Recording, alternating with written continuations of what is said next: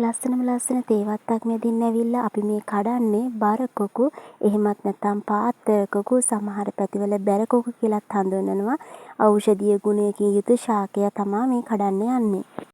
Vitamin A, phosphorus, potassium සහ calcium අඩංගු මේ බරකොකු වල විශේෂත්වය තමයි සතියකට සැරයක්වත් කෑවහම ආතරයිට්ස් රෝගයෙන් නිට්ටාවටම සුව වෙන ඖෂධීය ගුණයකින් යුතු ශාකයක්. ඉතින් මේ තමයි කඩාගත්ත බරකොකු ටික.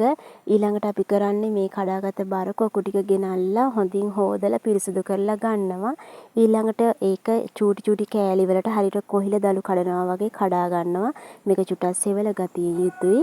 ඔයාලට අතින් කඩන්න අපහසුයි නම් පීයෙන් පොඩිවට කෑලි කපා ගන්නත් පුළුවනි.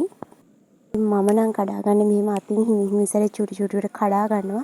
ඒකට හේතුව කොහිල දළු ව්‍යංජනය වගේම මේක අතින් කඩනකොට රසය වැඩි කියලා කියනවා. බීලුණු, අම්මිරිස්, සුදුලුණු, රම්පෙ, කරපිංචා, තක්කාලි ඒ වගේම මිටි කිරි අවශ්‍ය වෙනවා අපිට.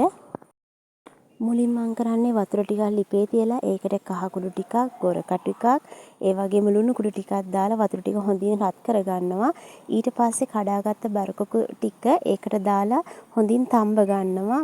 ඔයාලට බලන්න පුළුවන් බරකොකු ටික අතින් පොඩි වෙන විදිහට තැම්බෙනවා නම් ඒ ගානට ඇති. ඊට පස්සේ බරකොකු ටික අයින් කරලා මම තෙල් ස්වල්පයක් ලිපේ තියලා ඒකට කපාගත්ත අම්මිරිස්, සුදුලුණු, රම්පේ, කරපිංචා ටික දාගන්නවා.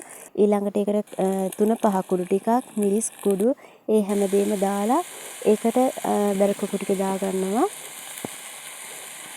ඊළඟට තමයි මම කහ කුඩු ස්වල්පයක්, එතකොට කුරුඳි කෑල්ලක්, ඒ වගේම මිටි කිරි මේ ටික දානවා. දාලා ඒක හොඳින් මිශ්‍ර කරලා ටිකක් වහලා මම ලිපේ තියලා තියෙනවා. මේ වෙලාවේ මම තව ලුණු ස්වල්පයකුත් එකතු කරගන්නවා. මොකද මම තැම්බෙන්න ලුණු දැම්මට මෙතන ලුණු දැම්මේ නැති නිසා.